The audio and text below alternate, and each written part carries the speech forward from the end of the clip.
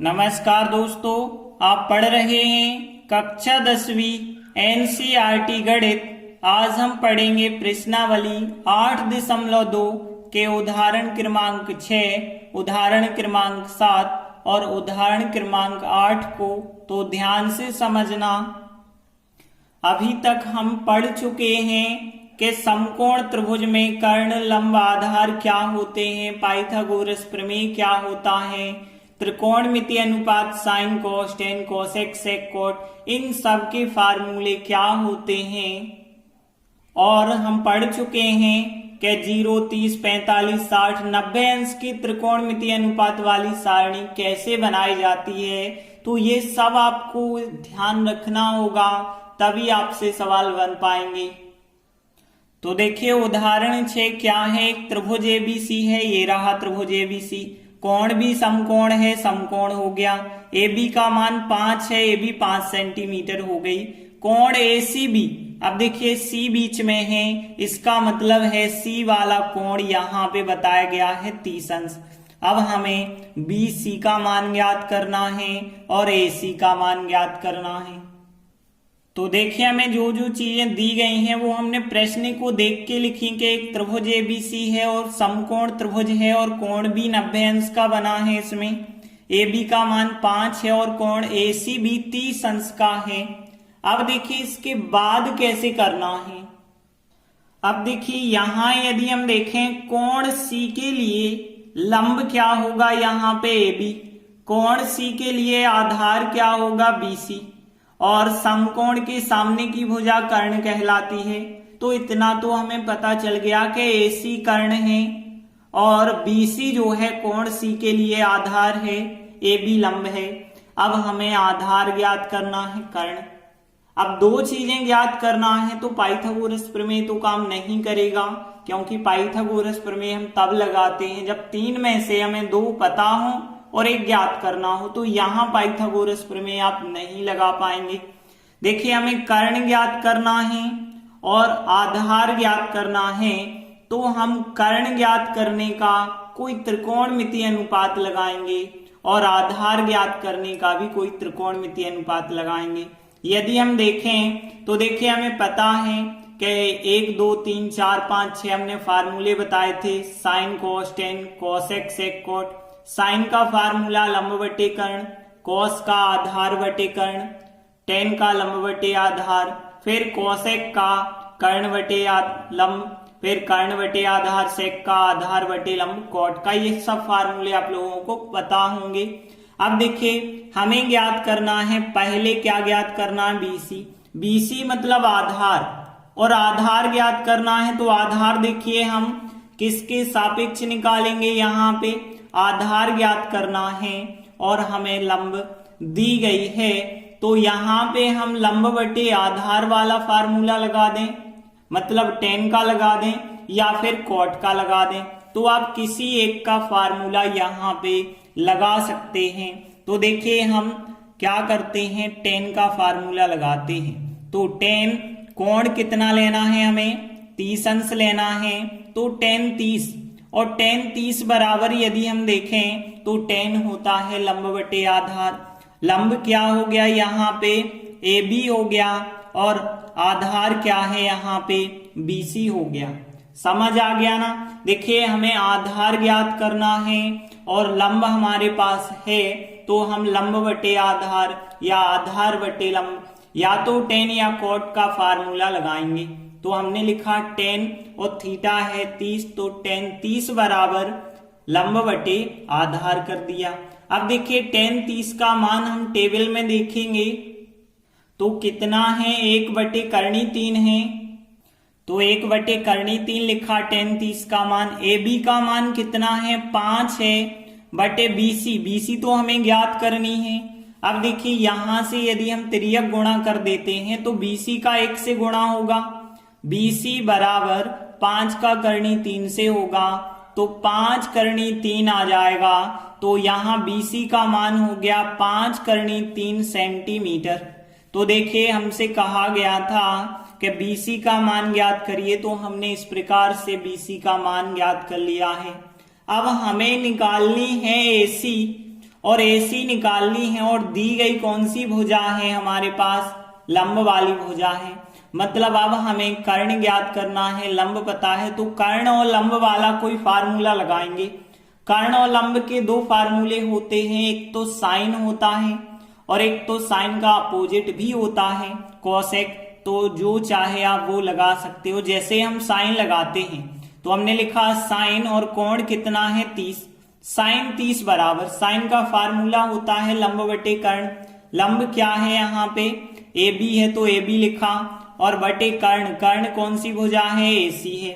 अब देखिए यहाँ पे साइन 30 का मान रखना है, साइन 30 का मान होता है 1/2 और AB का मान कितना है हमारे पास 5 है और AC हमें पता नहीं है तो AC को AC लिख दो, तिर्यक गुणा करो AC का 1 से कर दो तो AC बराबर 5 का 2 से करोगे 10, तो AC कितनी आ गई 10 सेंटीमीटर आ जाएगी।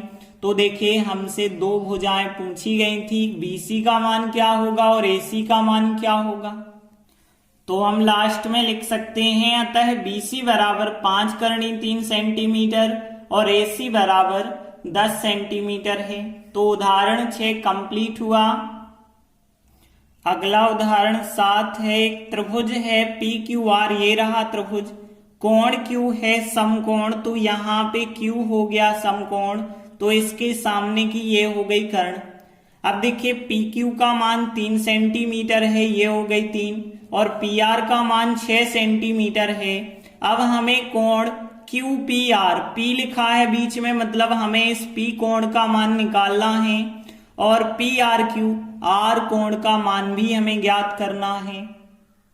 तो देखिए जो कुछ हमें दिया गया है प्रश्न में वो सब लिख देते हैं कि एक त्रिभुज PQR है वो समकोण त्रिभुज है, कोण Q 90 अंश हो गया और फिर PQ 3 सेंटीमीटर, PR 6 सेंटीमीटर है। अब देखिए हमें कोण P ज्ञात करना है, कोण R ज्ञात करना है। अब ध्यान देना यदि हमारे पास देखें तो केवल कोण Q है, R नहीं है और P नहीं है, और हमारे पास दो भुजाएं हैं, तीसरी भुजा ज्ञात करने के लिए कहा भी नहीं गया है और ना ही हमें करना है। हमें कोण P ज्ञात करना है, कोण R ज्ञात करना है। तो कैसे ज्ञात करेंगे, यहाँ यदि हम चित्र में देखें तो देखिए कोण R के लिए यदि हम देखें तो कोण R के लिए लंब हो जाएगा यहाँ PQ और कोण R के लिए आधार हो जाएगा QR और यहाँ पे कर्ण तो फिक्स हो गया।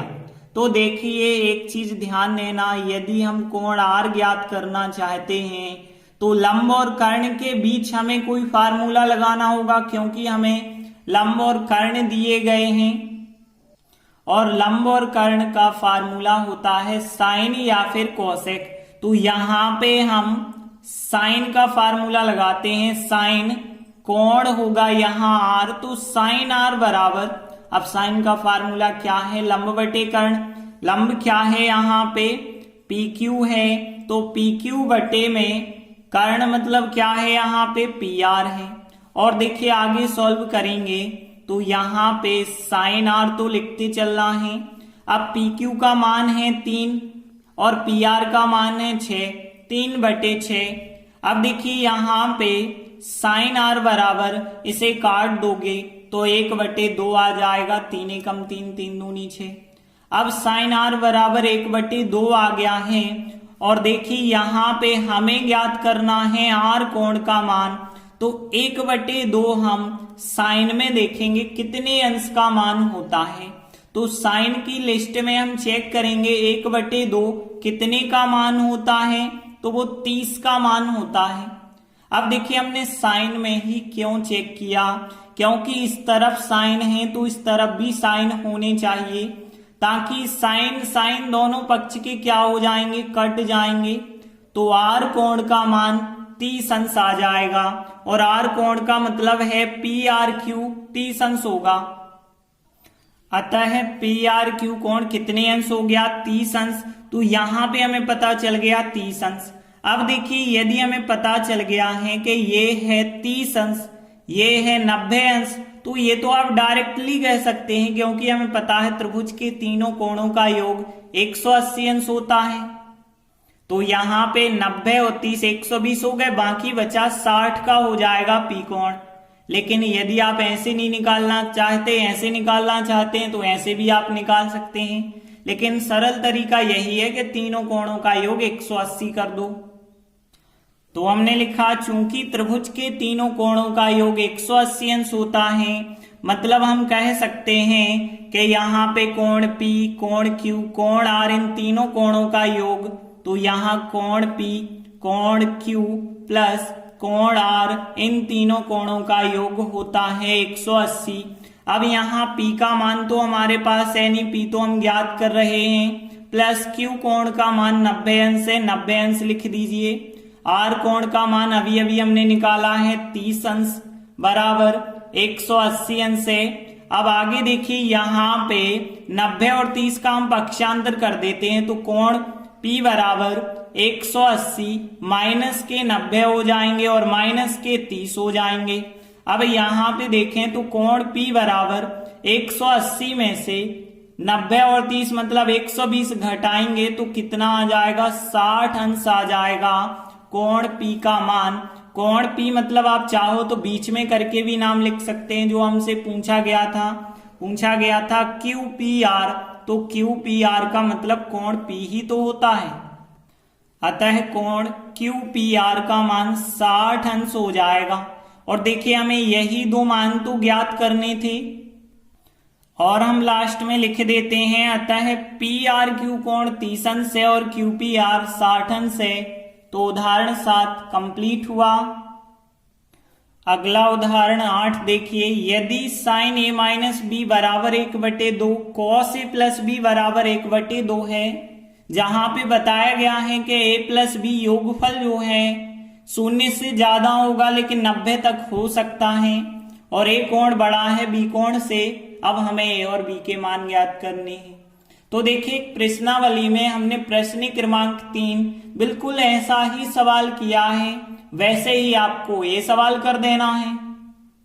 तो देखिए यहाँ पे दिया गया है sin a माइनस बी बराबर 1/2। अब हम क्या करेंगे, ध्यान देना, sin a माइनस बी बराबर यहाँ 1/2 की जगह sin लिखेंगे, और sin कितने का मान होता है 1/2, तो आपको पता होगा sin 30 का मान होता है 1/2, आप टेबल में देख सकते हैं। देखिए यहाँ पे हम sin इसलिए लिखते हैं क्योंकि दोनों पक्ष से sin यदि कट गए तो यहाँ पे a माइनस बी बराबर कितना रह जाएगा, केवल 30 अंश रह जाएगा।